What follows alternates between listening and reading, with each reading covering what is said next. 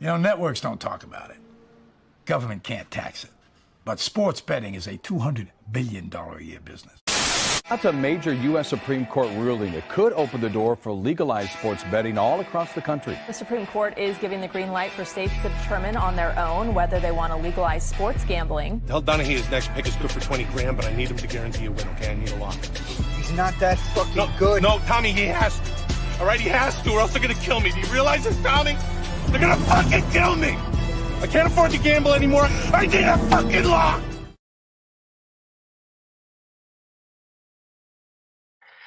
And everybody, welcome in another episode of Lock Talk. Things may look a little bit different as far as the logo, as far as the name.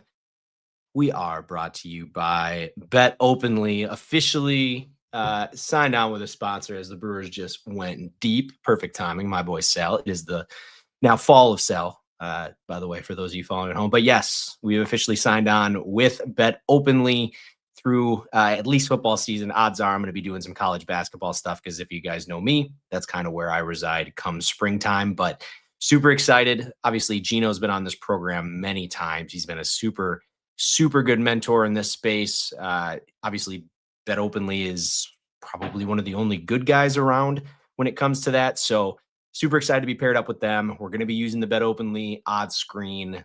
It's going to be about as transparent as possible with this platform. So super excited to be working with them. Week off last week up in the Upper Peninsula of Michigan. Got all of the retail betting out of my system, which is kind of nice. Now we can kind of go back to our line watching. But it was a 6-unit NFL Sundays. So those of you that tuned in as far as the action bets go, definitely ended up on the positive. Really, really good stuff as far as like our primetime games.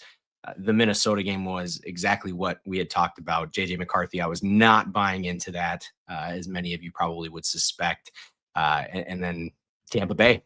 Tampa Bay continues to be Tampa Bay. We talked about Baker before the season started, talked about exactly how I feel about him, and it just worked out. So I don't want to waste too much time. I'm going to talk a little college football before we get into NFL. For those of you that don't know, right now we are sweating Rutgers +3.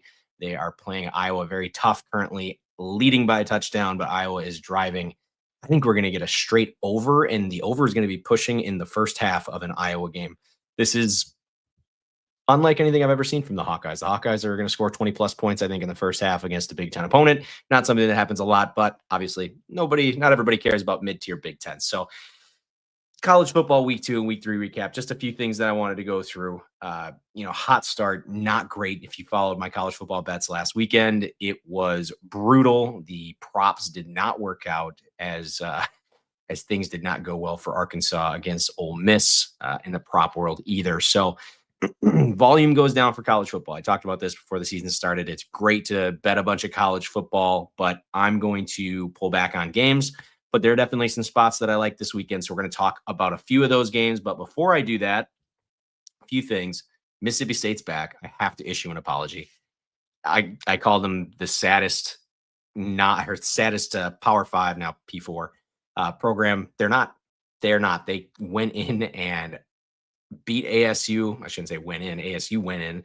And they beat ASU, and they're going to be 4-0 more than likely. Now, ugly things can happen for when they face Tennessee next week. Now, my boys at Notre Dame, let's talk about the Irish a little bit. So the Irish sitting in a really, really tough spot between, if you would have told me we're at this point of the season and Notre Dame and Clemson are combined 4 losses, that would make me very confused. But you lose to A&M, you lose at Miami.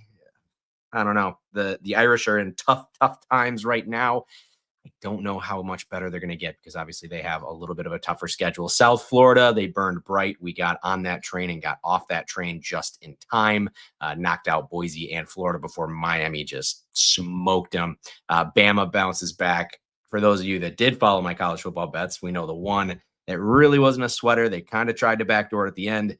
Was my Wisconsin Badgers. We laid 20.5 with Alabama. That ended up working out well. Georgia taking down Tennessee in overtime on the road. That was really, really cool to see. Vandy back being an absolute bitch in the SEC. 31-7 win over South Carolina. Obviously, Sellers going down with injury, and that one will be interesting to see how SC does bouncing back this week. the last thing I wanted to touch on, the consensus, the top 5, it's a mix of Ohio State, Penn State, Georgia, LSU, Miami, and Oregon. Personally, I think it's Ohio State 1, it's Georgia 2, it's Miami, and really after that, it's a different tier. I think those 3 teams are on 1, and then you got a different tier with Penn State, LSU, and Oregon just below it. So won't dive into the semantics too much on that because we do need to get into some college football lines for Saturday. Looking at Iowa sitting first and goal, just pounding the rock. Iowa can't throw, but man, they can run. They got a couple of really good underclassmen running backs that you need to keep an eye on if you're a Big Ten fan. So let me get this second screen set up, and we will head over to betopenly.com. Bang, there we are. All right, so Texas Tech and Utah should be an interesting matchup. I would personally, oops, let me get this here. There we go. Let's talk about the actual spread before we talk too much into the actual game. Right now, looking on Bet Openly, if you are laying 3.5 with the Utah Utes, you are plus money. You're going to be minus 110, minus 105 at a few other books out there. But right now, there is nobody touching plus money if you're looking for Utah. And if you're looking for Texas Tech, you get plus 3.5 at 106. I'm looking at 115, a lot of 110s, all the way out to 118 on ugly old FanDuel. So obviously, if you're looking to back Tech in this situation, it's definitely a good spot. So let's get into this matchup a little bit because I'm actually a little bit more excited. I went from being sky high on Utah. I have now brought myself back down to earth. Started their season off with a 43-10 win at UCLA. It might mean nothing by season's end because UCLA is garbage. New Mexico transfer Devin Dampier. He looks great through 2 weeks, 628 passing yards, rushing for just under 200 yards. He's been awesome. He's found the end zone 8 times. Wayshawn Parker averaging north of 7 yards per carry. He's the feature guy. And then you see a tight end that I am super excited for the world to meet. It is Dallin Bentley. It's a guy that you're going to see play on Sundays. He's had 11 receptions for 112 yards and a pair of scores this season. Someone's going to find a spot. He's 6'4", 264 pounds. That frame is perfect for the NFL.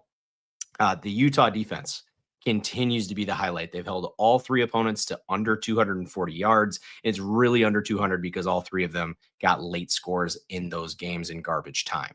So for me, Utah's defense is about as good as it gets. Tech's had a similar start, beating down 2 smaller schools, beating up a bad P4. Oregon State still P4 to me. Baron Morton versus Devin Dampier is one of the best quarterback matchups that we're going to see all season, much less this weekend. Morton's got 11 touchdowns, just under 1,000 yards through 3 games. He's toting a QBR just north of 200. Also got a tight end that's pretty solid in Terrence Carter Jr., just under 700 yards and 4 scores last year. He's got 7 catches for 152, but he's more of a chonky fella at 6'2", 245, just kind of a big receiver. Tech, we talked about Tech. They went big into the NIL in efforts to take care of a second worst unit in their conference last season. And they've made it somewhat respectable, but what do we know? We haven't seen anything yet. The offense is exciting as it can be, but shootouts just ain't winning shit anymore. It's just not how it works in this era of college football. You need to play at least a semblance of defense. I will say that the run defense has been nothing short of incredible, but the secondary worries me. Oregon State, Kent State found some success through the air. And if there's a place they can be exposed, that's it. I think it's no accident that Utah is favored in this game. I think a lot of people going into the season would have looked ahead and saw Texas Tech in this spot.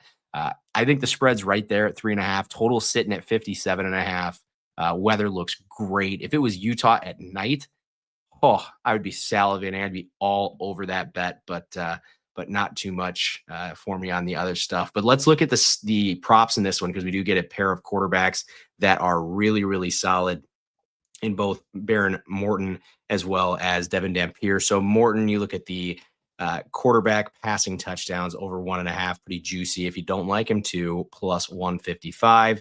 And then we get, my bad.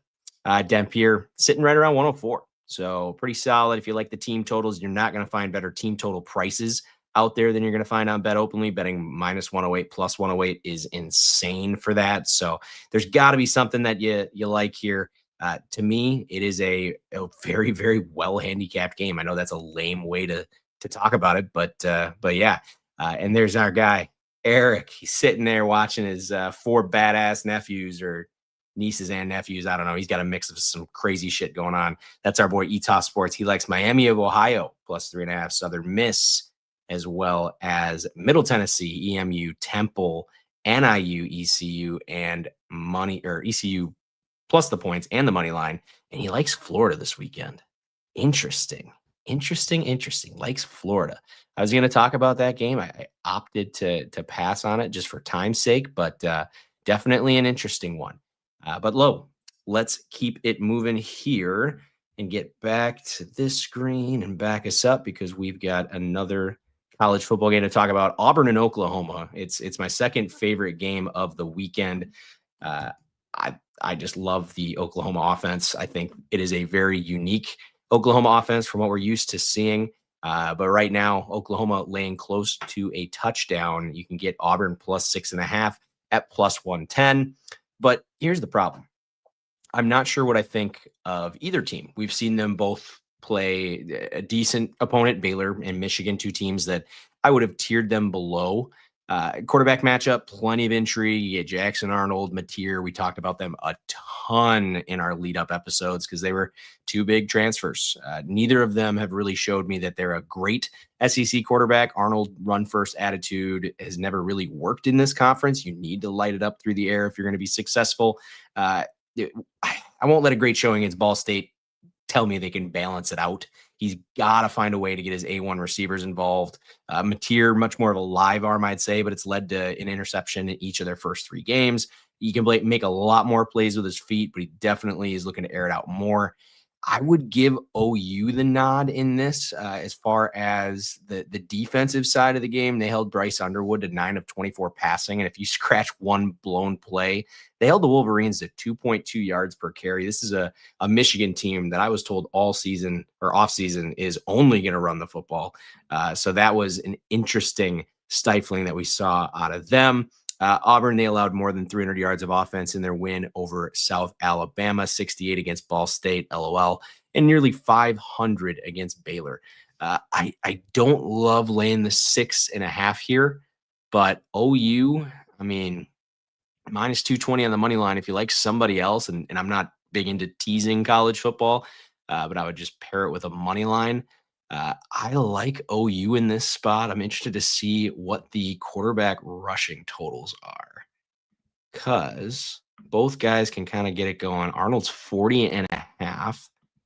Interesting. And then they've got Mateer at 50.5. So almost 91 yards is the combined quarterback rushing yard total in this game. So you're going to see a dynamic group of players. There's no doubt some of the best talent that you're going to see on the field on Saturday. Just a matter of, I don't know how good the defenses actually are, if they're something we even got to take into account as we go forward. So moving right along, we've got another one in Big Ten country. Let's pull up Michigan and Nebraska. Michigan is been a little bit of a head scratcher for me. Obviously coming into the season, a lot of hype behind Bryce Underwood. I told people not to buy into it. Yes, we're rolling with Bryce Underwood. Their defense had supposedly been the gold or maize standard for years. I see holes in this group. We saw New Mexico move the ball with no problem. That was a 10-point game heading into the 4th quarter, and the Lobos should have made it a game. They gained over 100 yards in the quarter, but they threw a pair of interceptions against Oklahoma. We just talked about the Sooners had 400 yards of offense. Mateer, one-man wrecking crew. Nearly 80% of those yards. So it's going to be a lot to come down to the quarterback. And I'll tell you, my problems with Raiola was the inconsistency in his accuracy and his carelessness with the football and their lack of a run game. Now it's early and we've seen a really small sample size against mid to low tier opponents. Obviously Cincinnati is decent, but all of it looks better. He's completed 77% of his passes, no picks. Their run defense has been great. Johnson and Ives have combined for almost 450 yards, 6 scores, 7 yards a pop. But I mean, this is a big test. This is a really big test. And Michigan coming into this is going to be as rabid and crazy as Nebraska can get. I don't know. Raiola just isn't going to provide the pressure with his feet that we saw John Mateer be able to do against this, but he's got a way better arm than Mateer does. Michigan offensively, they did cook last week against CMU, but I'm not going to get too excited about that. Nebraska defense, bottom 10 in the FBS and run success rate in line yards, and not good with the strength of schedule that they've had. Like I said, huge game for the Huskers, probably their biggest one until their date with Penn State later on this season. I think Michigan right now it's laying at 1. It was at 2.5 earlier in the week. I think it's accurate. The line is moving a lot closer to Nebraska. I tend to lean Nebraska, but the other one that I'm looking at, the total at 45.5 earlier this week, I thought was lofty. That is all the way up to 47.5. So I could possibly see myself taking the under or getting talked into the under on this one. So interested to see what's going to come of that one. So 2 games I want to talk about in college football before we move it along to the NFL. We're going to head down to the SEC and we're going to talk Missouri, because Missouri's an interesting team, and they're facing a South Carolina team that sounds like Sellers is playing. I honestly, it keeps going back and forth. I have a hard time trusting any of these coaches. They do such a good job of not telling us anything. So, but yeah, let's talk about the game here. Right now, it is Mizzou laying 10. Total is 48.5. Let's keep it real. South Carolina got punched in the mouth, dragged through the alleys, sent home in an ambulance last week. And Sellers, Heisman hopeful to big old question mark. There are 4 turnovers. Now that he's in the protocol, we're obviously probably thinking we're going to get Luke Dottie. I don't know. He's not a good backup. Now, I've been very on the record. Sellers is probably overvalued, but yeah, I don't know. I'm not going to get excited because once Dottie took over, he completed 64% of his passes, but averaged 5.3. He's an ex-receiver, so you would think he's going to do a little bit more in the run game. I don't know. He was sacked once, had 9 carries for 20 yards. It was bad news. Missouri, they've taken care of business in 3 games. They spanked Central Arkansas, hung 42, had almost 600 yards against. And then Kansas, I mean, that was pretty solid. Then they have Louisiana. Their quarterbacks combined for 2 of 14 for 4 yards in that game. And if you take away the 84-yard run, the Tigers gave up 37 yards of offense. Bo Prabula, that is another stick for Luke Fickell as he missed on him. He looks as good as advertised under center, but I'm telling you, the guy we want to talk about is Ahmad Hardy. So for those of you that don't know who Ahmad Hardy is, that is okay. He was a sophomore transfer from Louisiana Monroe, had 1,300 yards and 13 touchdowns as a freshman. And he's also a guy that I am putting on my Heisman Trophy ballot. I got him plus 8,000, 25 wins, 2K. He is averaging north of 8 yards per carry. He's eclipsed 100 yards in all 3 games, ran the ball 22 times for 250 yards and 3 scores last week. This week, he's sitting at 96.5. Again, he has cashed 100+ yards every single game this week. You can get that in even money over on BetOpenly right now. I really, really like that one. But again, I've got that already set up as a quarter unit to win 20 units. If that young man can bring home a Heisman, I'll be a very happy man. So last one I want to talk about in college football, because I'll show you this. My pending action, 200. Illinois Fighting Irish is all, or Illinois Fighting Irish, Fighting Illini rather. That is my play of the week. I've got, I keep going back and forth, and I want to pull up the live line because I know the line has shifted ever so slightly pretty much all week. Let me pull it up here. God, we got a lot of games.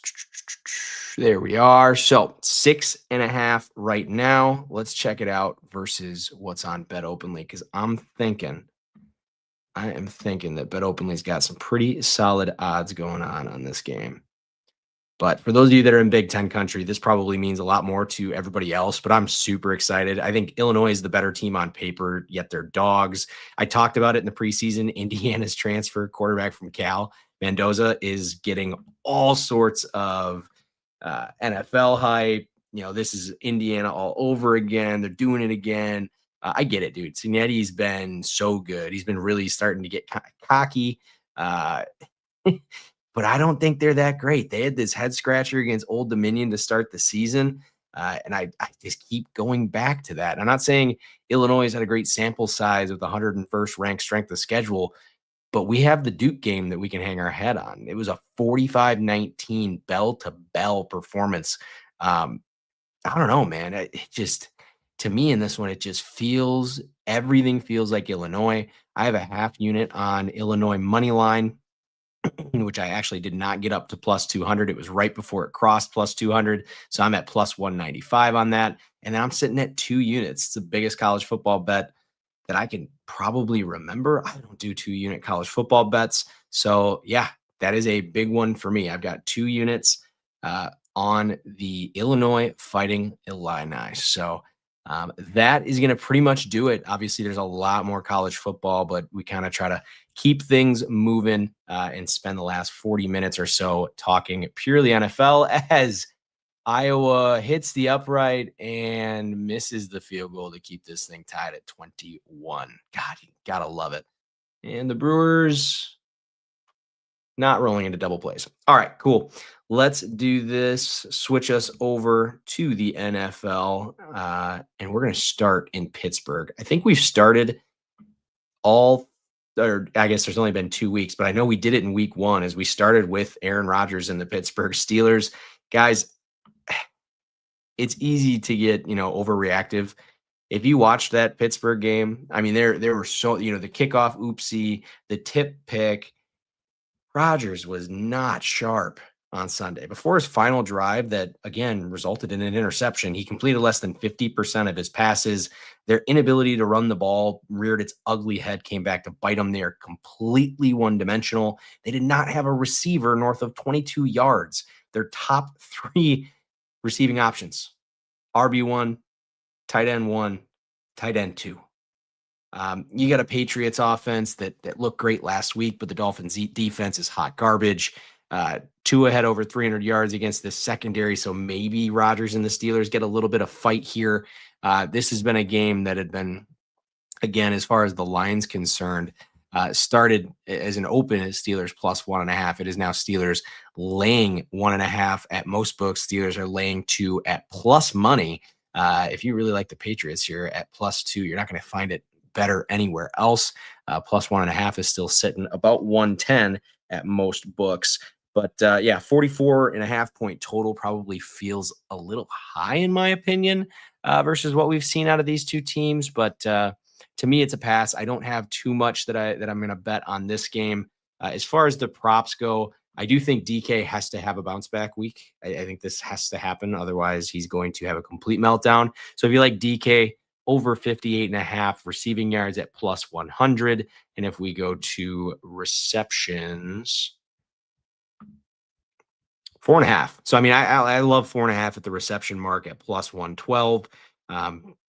But again, Freiermuth has been a very, very good target for Rodgers. Rodgers loves his tight ends if he can get them the ball and trust them. It seems like Freiermuth might be a guy that he trusts. So I like DK over. I like Freiermuth over. Nothing official, but definitely keep an eye as we go through this week because that'll be a solid matchup. Moving down the line, let's talk Texans. Let's talk Jags. This one's going to be interesting. Keep an eye on the weather. Jacksonville is expecting rain pretty much all of next week, which if you have lived in Florida, spent any time in Florida, if there is any sort of rain on the schedule in the next week, that could show up tomorrow. So definitely keep an eye on the weather as we get a little bit closer to this game. The total is sitting at 44, and I bet the under. I personally, I think that the defenses, I mean, obviously the Texans are as good as advertised. Hunter and Anderson each have combined for 4 sacks, 6 tackles for a loss, and a forced fumble. The secondary is unbelievable. And the thing for the Texans, what the fuck happened to the offense? I thought Bobby Slowick being out of there was going to be perfect. Obviously it wasn't. Things to look at as you move forward is how does this Texan offense do anything? But the good thing is they are facing a Jacksonville defense that I would rank probably in the bottom 10 of the league. I just don't think very, very highly of Jacksonville's defense. Gave up 31 mostly to Jake Browning last week. Did hold Carolina in check in week 1, so give them the benefit of the doubt on that one. But really, it comes down to the offenses. Jacksonville had a solid start, but really needed to beat the Jake Browning Bengals. The offense has scored 57 points, but the story on defense and offense is the same. It's interceptions. Lawrence has 3 picks on the young season, and the defense has come up with 5. So the offense can't take care of the ball, and the defense is doing probably overcompensation, taking the ball away. To me, it feels like an under. I'm betting under at 44. I got even money. I think I was minus 104, so pretty much exactly where it's sitting right now. I got a full unit on that one. I like the under in a little bit of a stinky matchup. I don't want to say it's completely stinky, but it's not great. So let's talk Colts. Let's talk Titans here as we're moving right along through the NFL slate. I hate everything about this matchup, and I tend to say that every single year. I just really despise watching AFC South football. In the past, it has been a blind under, but the past also did not involve all-world quarterback, tier 1 quarterback Daniel Jones, who apparently is just setting the world on fire. So right now, the Colts are sitting at 4.5-point favorites. That's even money over on BetOpenly. You can get Titans plus 192 on the money line. Total is sitting at 43.5. I immediately snapped to the total, but I had to just basically work myself off of it. Also, by the way, Tyler Lockett under 14.5 receiving yards is a wildly heavy favorite right now. Bet of many people out there. But I mean, you just look through it. Everybody and their brother is betting the Colts in this spot, minus 4.5. It is the ultimate sell high on the Indianapolis Colts. If you've watched Cam Ward and Tennessee, it's not Cam Ward's fault. The offensive line is bad. The defense is bad. I just don't think the Colts are a sustainable situation at the moment. I think last week against Denver, you could say that they overachieved in spots, and that game probably should have been a little more opened up than a 29-28 finish. The Miami game, I think, might have been just a little bit of a fluke. I don't know. It's hard to say. Warren is going to be interesting. He's questionable right now with a toe injury for the Colts, so you're going to want to keep an eye on that as you move forward, because right now, I think Tyler Warren's your offensive rookie of the year, which that has never been given to a tight end, even though last year's tight end, Brock Bowers, was probably the best tight end that we've seen ever as a rookie. I think that's probably fair to say. So no, not much for me to write home about on this game. There's not really any props that get me too excited. You can get Jonathan Taylor under $150, I think, anytime touchdown. That would be the only, I would maybe think about that.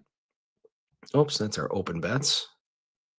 So what do we got for anytime touchdown? Ooh, anytime Colts. Taylor under $150. I don't hate that. I don't hate Daniel Jones plus 181 for anytime touchdown either. I'd stay away from Tyler Warren, being that he is a little bit banged up. Maybe go to Pittman or Downs as a backup option. Or maybe you go down to Wiley Cox plus 1,011 rather. To score a touchdown in this game. But yeah, to me, you lay off because the matchup is stinky and you got some really solid players banged up for the Colts. So moving right along, Atlanta and Carolina. This is a very polarizing matchup that I did not think was going to be this polarizing early on in the season, but alas, here we are. This thing is a look ahead. Was Carolina laying 1.5? And what do we have here sitting in week 3? We have the Falcons laying 4.5, 5.5. It's kind of sitting one way or another. It's funny. Right now, you can get Falcons 4.5 at minus 104. It is shifted to minus 5.5 at like 107 at almost every single. Wow. So if you're watching this live and you want to go get a good line on the Falcons, see if anybody's got that out there, because yeah, that thing's moved out to 5.5 at most books. BetOpenly holding firm at 4.5, total at 44, 43.5 at a lot of spots I'm seeing as well. I don't know. I don't think I believe in the Falcons. I think they ran into JJ McCarthy last week. I'm not going to get too excited about anybody facing JJ McCarthy going forward. We saw them in week 1. Again, I don't know how much I think they're that good. If they're that close to Tampa Bay, it's a divisional game. It's week 1. How good was that 20-23 loss? But I mean, solid. They look solid. I think Penix has the ability to get the ball to his playmakers. The offensive line does need to make sure he is staying upright because he is a little bit fragile. Right now, the injury list is large. Leggett is questionable. Coker is out with a quad for the Panthers. Agnew is out for the Falcons with a groin. And then Jack Nelson out with a calf as well on the offensive line. Yeah, banged up offensive line. Don't love that. I lean Panthers in this matchup, man. It everything to me points to Carolina, especially if I can get out near 6.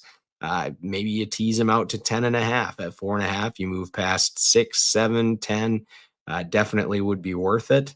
But yeah, to me, I'm not going to bet on the Falcons again. I did eat them up. So, I think I'm going to have Murph join. Perfect. We get Propstradamus up in here. I got half or more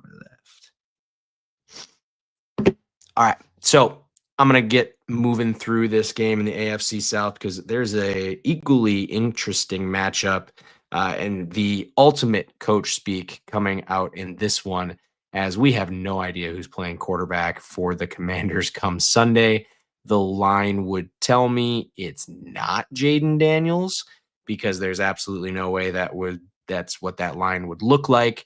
So to me right now, to bet this game would be playing with fire. 43.5 if you don't think he's going to play. I think if you think he's going to play, if you don't think he's going to play, I think 43.5 is definitely an under total if I had to lean one way or another. But just again, with this injury stuff, there goes Mizorowski in the 4th inning. Well, could be worse. Could be worse.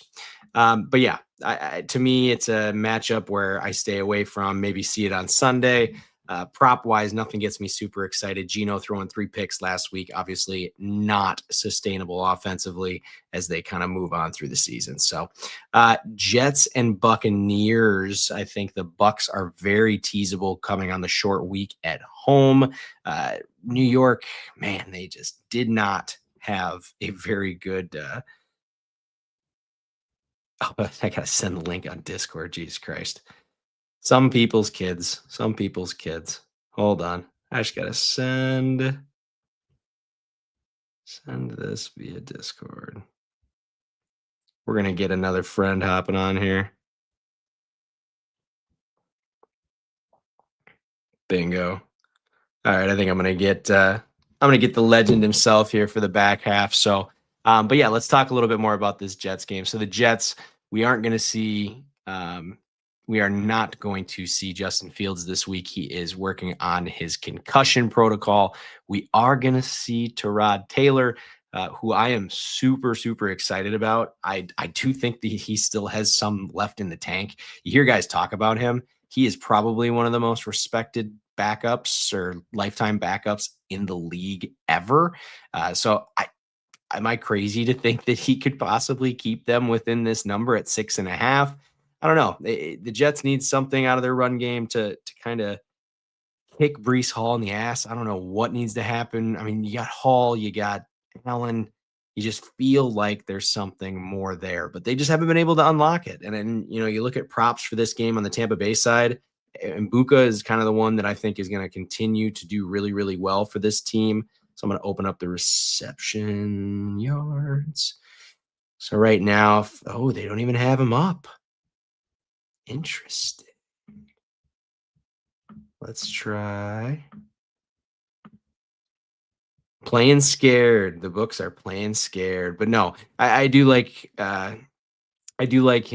Evans is going to continue to be a little bit of a prop question mark as we figure out how much he's got left in the tank. But as we're almost halfway there, and it's funny, just in time.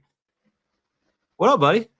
Yo, what's good? How we doing? Everybody knows Fraud, aka Propstradamus, hanging out with us. We've got a little bit over half of the NFL slate remaining. Just finished up a break over on Vault of Legends. If you are a card nerd like myself, definitely get over and follow those boys on Whatnot. They are big breaks. Almost slid in and stole one. I thought I was gonna slide in there and do something sweet. All of a sudden, you said Brewers are still available. I didn't realize there were only 3 teams left. And I was like, well, that might work out perfect. But alas. Yeah, you got it, but didn't get anything out of the packs. One of the I think that might be the first time I've got skunked on one of your breaks. But anyways, for those of you that don't know, Fraud, props to Damas, Isaac. My guy's been on here many times, more of a prop guy than anything else. But what he is and what we want to talk about next is, whoops, let me back us up here. Our Packers play on Sunday there, Isaac. Oh, baby. Packers play. I'm going to start you off hot. Packers play against the Cincinnati Browns. Oh, Cincinnati Browns. Cleveland Browns. I'm reading Cincinnati's injury report in front of my face here. Obviously, nothing crazy as far as Burrow news, but Packers going on the road. They get Cleveland right now on BetOpenly. You can see it. They're laying 8.5 for plus money. That is down to -8 at some books, depending what you're looking at. Total is solid 41.5 split on both sides. There ain't no way in fuck we lose this game, right? No, I don't think so. I really hope not. Unless that would it's be one of those like games where, every year we got one of those games that we do lose against a team. This would be the stinker of all stinkers, but we've gone into Cleveland before. The year that Cleveland did not win a game, people forget Green Bay they took us to overtime. That was the year Rodgers got hurt. They took us to overtime and we almost got completely embarrassed. But no, I don't think we're going to get anything like that. We're not going to go in and start glazing the Packers because I'll be honest, we've done enough of that already and we could dive into that if we really wanted to. Any props, any players that you think are worth popping off? I kind of like the Luke Musgrave angle with Tucker Kraft. The injury news coming out today, not positive for Tucker Kraft. Yeah, I would say, yeah. Might have to run our touchdown back that we did before. Ooh, that's right.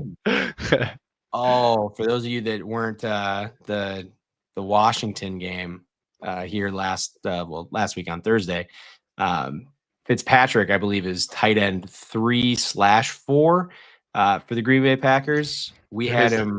His lines are always like plus 3,000, 4,000. And then fucking Tucker Kraft catches one in the opposite end zone, and I lost my mind in my seat. People thought I was a maniac because I thought, my God, we just hit $600. But no, we did not. Tucker Kraft dealing with an injury. Ooh, Iowa with a return. Oh, what an idiot. He didn't get out of bounds and time ran out. Oh, that's just Iowa football for you. But yeah, for the Packers this weekend, I don't think anybody is worth a look. This feels like a game that they could pull starters if need be. I have the Packers money line, paired it with the Brewers last night. So I have kind of a cheap Packer money line to root for on Sunday. But yeah, anything on this one before we keep it moving? I got Wyatt sack. Ooh, what do we got for Devontae Wyatt sack? First 2 games, he looks like, dude, that Dude, guy looks like he's the real deal. Yeah, I'm saying he's a real deal. Him and Colby Woolen are really, really good. I think they're gonna try to attack Flacco. Sure. Got an old QB that can't really scramble like that. Sure. So yeah, I think they're gonna try to get after him. I think Wyatt gets in there and snags one.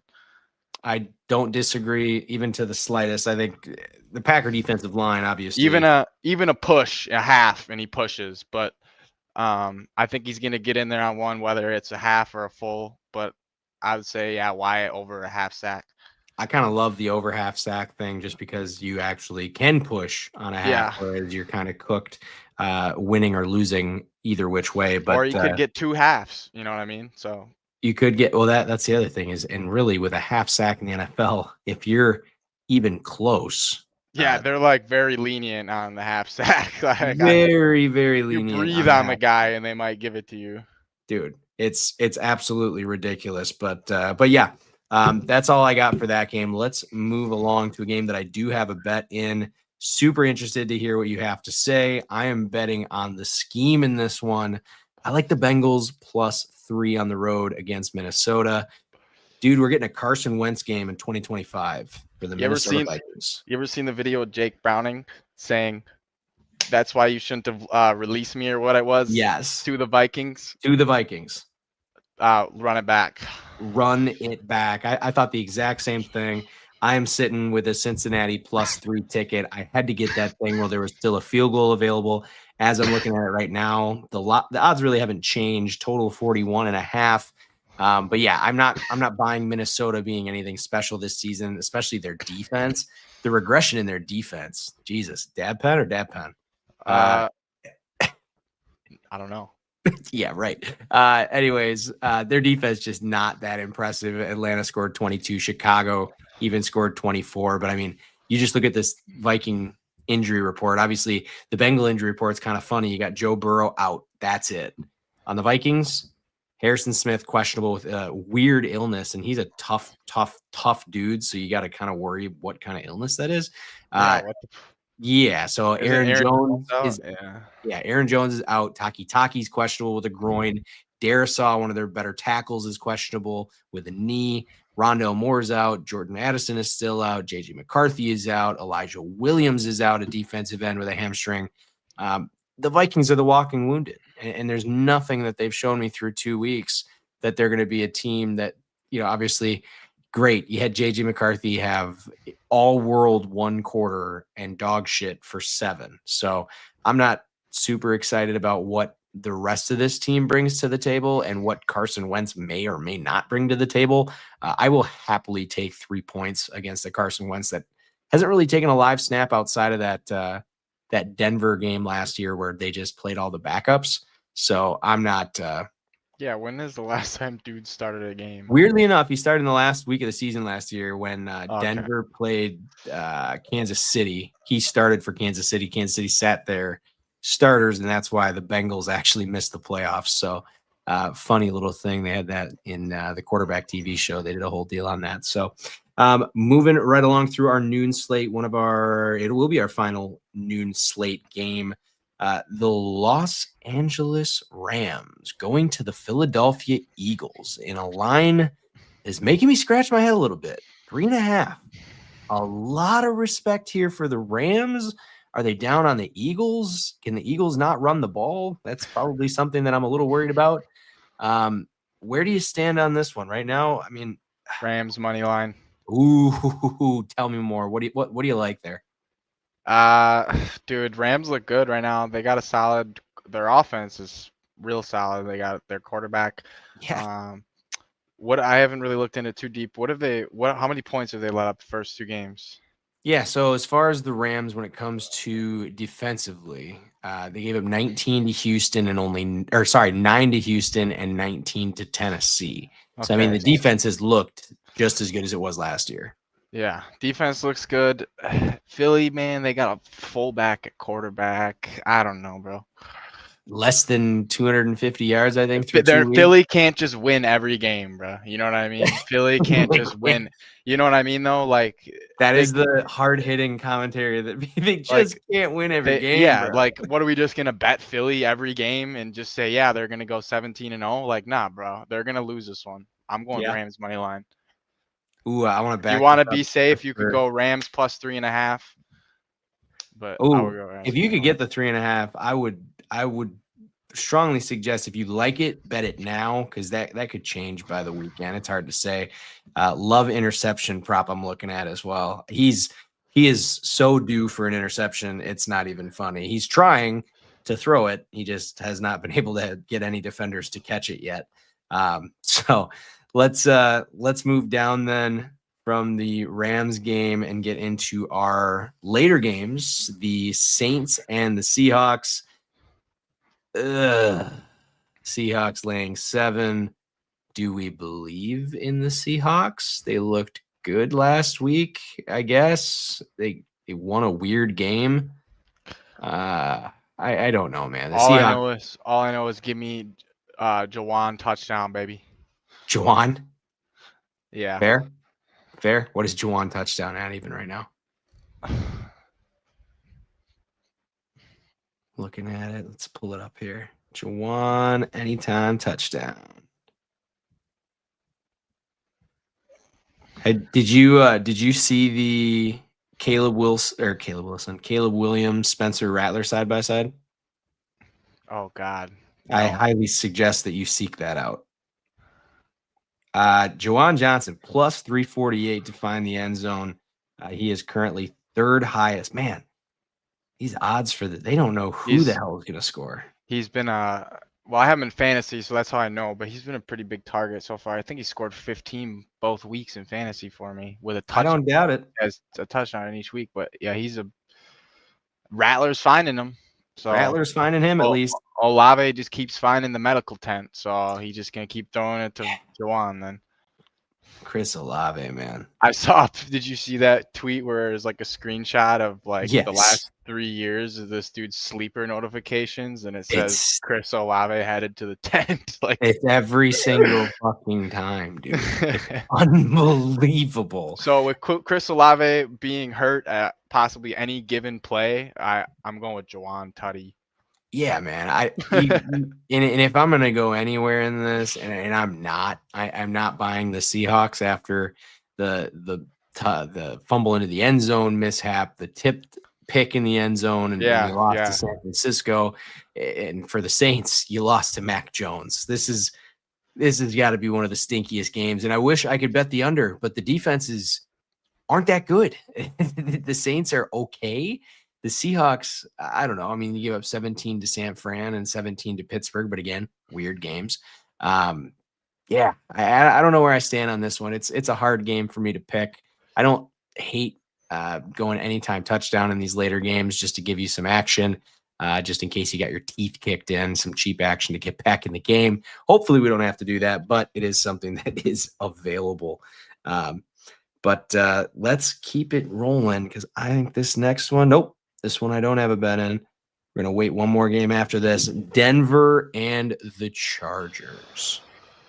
Are we buying the Chargers? The Chargers. Justin Herbert's really good. I'll say it. I know it doesn't not really say much, but Justin Herbert's really fucking good at football. Ever since he hung out with that one girl in the offseason. What's her name? I'm not Madison Beer. Yeah. Yeah, I'm out of the loop on all that fun stuff. Apparently, I got it. Someone shoved a picture of her in my face at work, and it's like, oh, would you? Yeah, would I? Okay, 100% every time, slam dunk. All right, last couple games for each team. Chargers win over Vegas 20-9, an unimpressive win. Defense looked good. Kansas City 27-21 victory to start the season. The Broncos. Little bit of a head scratcher against Indianapolis last week. I think Bo Nix is showing a little bit of sophomore regression, which I think we all could have probably expected. He had a very unrealistic start to his tenure. Where do you lean on this game? I mean, it's a divisional game to me. Anytime you get a divisional game where there are points to be taken, much less a field goal to be taken, I lean with the team getting the field goal, but I don't think I lean with Denver at all. Yeah, there's question marks. Bo Nix, like you said, looks like he's not the same. He should ramp up. You'd think. I don't know if I have any props or anything for this game. Let me take a look here. It's a hard one because, I mean, you look at Los Angeles. I mean, you could just pick a Los Angeles receiver, but they're doing such a good job spreading it around. Really, there's not a running back that's stepped up and become the guy we thought Hampton would. All right. Yeah, I'll probably stay away from this game, honestly. It's a bit of a stinker, and the total at 45.5 is really high for a divisional game. I think that might be the play is to play the under, because I mean, you look at the Chargers, 12 points to Houston, or sorry, not Houston, 9 points to Vegas and 21 to Kansas City. The Broncos gave up 12 to Houston, but the Broncos, what they did against Indianapolis, but maybe we're just not giving Indianapolis enough love. I truly don't know what I feel about Indianapolis, and it's fucking up my other bets, Isaac. I hate that. I hate when I don't know one team and it fucks up like 4 other bets because I overthink it. And that's what I'm doing right now with this. I think the simple thing is you bet the under. I think you bet the under, you plug your nose, you probably don't watch the this game. Defenses are decent for both teams as well. Well, and what are I can't pull up fucking last five. I can pull up last five matchups on my phone in action, but I can't do it here. But whatever. Yeah, I lean the under in that game. You can get 46 right now and bet openly at minus 104 or plus 104. That's crazy. I'm actually betting that. First ever time doing this on the Wait, are program. you doing the over or under? Under. Okay, you're. Oh, I just bet the over. Wrong click. There we are. Under 46. Good catch. Yeah, that'd have been. I've got too many screens going right now. All right. Bingo. Great bet. And we just live bet. First time on the program. Gotta love that. Okay. Another one that I have. I might get on this site right now. Bet openly. Yeah. I'm telling you, bro, it's the best out there. I love it to death. All right, we got I think 4 games to talk about here before we get on with the evening. Is that the website or is that a thing you download? Like That's the website. Okay. Yeah, their UI is crazy. Yeah, that's pretty clean. Yeah, for sure. All right, so this is the game I want to talk about, Isaac, because I do have action in this one. I took the Dallas Cowboys straight up against the Chicago Bears. I'm not worried about what I saw against Dallas, against New York. Obviously, their secondary is bad. They're okay. I didn't think Dallas' secondary was going to be good. I didn't think Dallas' defense. Oh, God. Yelling again. I didn't think their defense would be that good, but this is the one that gets me and why I do think this could end up being good. We might see some rain in Chicago come Sunday. I don't think how bad the Chicago team has already looked. I don't think rain's going to help them at all. I think the Cowboys can run the football. I think they will run the football, continue to run the football. And the Bears defense is as bad as it gets. It really doesn't get much worse than the Chicago Bears defense. It is the most uninspiring group of players. They completely quit. TJ Edwards, their middle linebacker, is doubtful. Jalen Johnson is questionable. DeAndre Swift has a quad issue. So if it does go to shit with the weather, can you lean on a guy with a quad issue? To me, it is all Cowboys all day long. Javonte Williams, I know he didn't have a great week last week, but I think he's going to bounce back, have a good week this week. I think he is that's what I was going to pull up in this one, what he was anytime touchdown. Yeah, I was about to say that. So we're talking. Oh, Javante's plus money, dude. Everybody on the Cowboys is plus money to score against this Bears defense. I like Lamb. I like Williams. I like Pickens. I like Fergie. I like Dak. I like Turpin. Fuck, I like Colbert. Parlay the first 5 for the dollar. Yeah, top 5 guys. Yeah, good idea. But yeah, no, I'm on the Cowboys in this matchup. Are you with me or what? Yeah, dude, the Bears are ass. I have to say it. Yeah, you don't have to say it. You want to say it. So, yeah, Bears are ass. You heard it here first. Super, super special take on this program. But, yeah, I like the Cowboys in this spot. I think Cowboys bounced back looking like shit last week. I think they kind of tighten up for Schottenheimer and co. So, moving down, let's back it up. Sticking with our final Sunday afternoon game, Cardinals 49ers. This is a game that I looked at teasing Arizona, kept going back and forth on it. I think Arizona's good enough. I don't think they're great by any means, but to go out and beat Mac Jones as 2.5-point dogs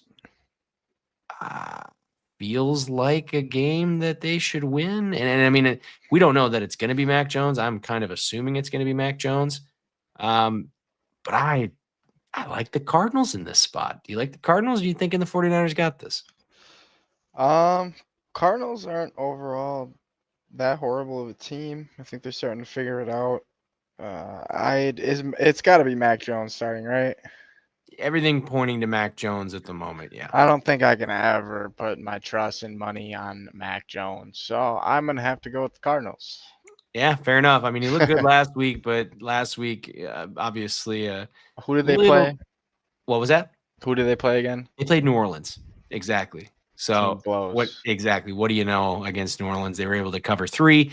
Yeah, I don't know. Cardinals to me, They looked good last week against Carolina, let Carolina backdoor them at the end. They kind of like turned off their offense. That was kind of fucking weird.